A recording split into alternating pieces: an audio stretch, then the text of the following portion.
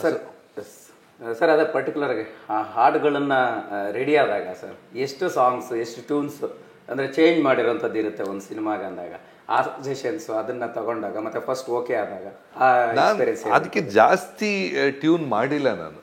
ನನ್ನ ಲೆಕ್ಕದಲ್ಲಿ ಒಂದಕ್ಕೆ ಮ್ಯಾಕ್ಸಿಮಮ್ ಒಂದು 2 ಕೊಟ್ಟಿರ್ಬೋದು ಮ್ಯಾಕ್ಸಿಮಮ್ಮು.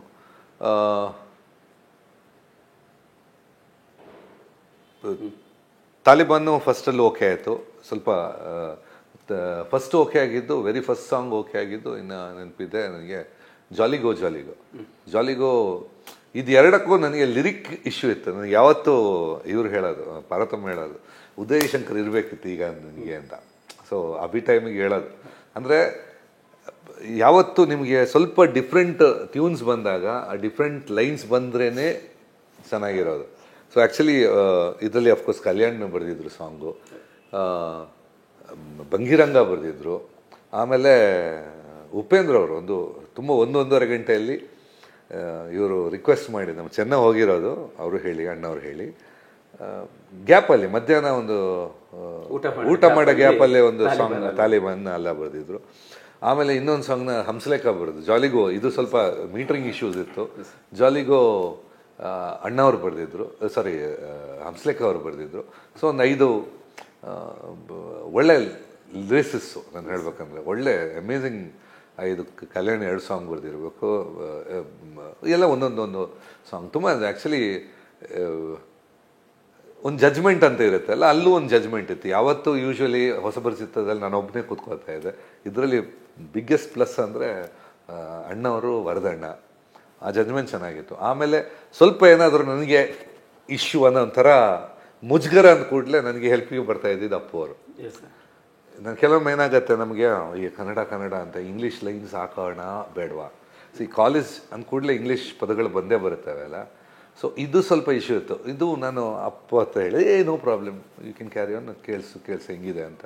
ಸೊ ಇದೊಂದು ಥರ it was more of a bond. ಆಮೇಲೆ ಕಂಪೋಸಿಂಗ್ ಆದಮೇಲೆ ಆಗ ಸ್ವಲ್ಪ ಬ್ಯುಸಿ ಇದೆ, ನನಗೆ ಬೇರೆ ವರ್ಕ್ ಇಲ್ದಿದ್ರೆ ಅಪ್ಪು ಅವ್ರು ನನಗೆ ಕಂಪ್ನಿ, ಅಪ್ಪು ಅವರ ಫ್ರೆಂಡ್ ಸರ್ಕಲ್ ಇತ್ತು ಒಂದು. ಇವತ್ತಿಗೆಲ್ಲ ಜೊತೆ ಇದ್ದಾರೆ, ಬಟ್ ಬೇರೆ ಬೇರೆ ಕಡೆ ಇದ್ದಾರೆ, ಜೊತೆಗೆ ಸೇರ್ತಾ ಇರ್ತಾರೆ. ಸೊ ಅದೊಂದು ಫ್ರೆಂಡ್ ಸರ್ಕಲ್ ಒಂದು ಗ್ರೂಪು ತುಂಬ ಚೆನ್ನಾಗಿತ್ತು. ಸೊ ಅವ್ರ ಜೊತೆ ನಾನು ತುಂಬ ಟೈಮ್ ಕಳೆದಿದ್ದೆ.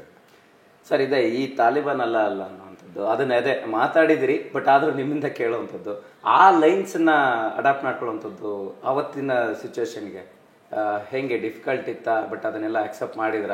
ಇಲ್ಲ, ಆಗ ಮುಂದೊಂದು ತಾಲಿಬಾನ್ ಎಲ್ಲೋ ಒಂದ್ ಕಡೆ ನೆಗೆಟಿವ್ ಅನ್ನುವಂಥ ಥಾಟ್ ಬರುತ್ತಲ್ಲ ಸ್ಟಾರ್ಟಿಂಗ್ ಅಲ್ಲೇ ಅಂತ. ಇಲ್ಲಿ ನೆಗೆಟಿವ್ ಅಂತಲ್ಲ, ತಾಲಿಬಾನ್ ಟ್ರೆಂಡ್ ಆಗಿತ್ತು ಆ ಟೈಮಲ್ಲಿ. Taliban was trending. For example ಈಗ ನಿಮ್ಮದು ಮೊಸಾದ್ ಆಗಲಿ, ಈಗ ಅಷ್ಟು ಪಬ್ಲಿಸಿಟಿ ಇಲ್ಲ, ಬಟ್ ಇಸ್ರೇಲು, ಯುಕ್ರೇನು ಈ ಥರ ಇರುತ್ತೆ ಅಲ್ಲ, ಆ ಟೈಮಲ್ಲಿ ಇದು ಸ್ವಲ್ಪ ಜಾಸ್ತಿ ಇತ್ತು, ಒಂದು ಬ್ಲಾಸ್ಟ್ ಆಗಿ. ಸೊ ಇದನ್ನು ಕಂಪೇರ್ ಮಾಡಿ ತುಂಬ ಚೆನ್ನಾಗಿದೆ ಆ್ಯಕ್ಚುಲಿ ಇರೋದು. ಅದರಲ್ಲಿ have to appreciate you to Upendra ಅವರು. ಅಂದರೆ ಅವನು ಬಿಲ್ಡಿಂಗ್ ಹೊಡೆದಿದ್ದು ನಾನು ಅದೇ ಹೊಡೆದಿದ್ದು ಅಂತ. ಅವನು ಟೆರರಿಸ್ಟು, ನಾನು ಪ್ರೇಮಿಸ್ಟು.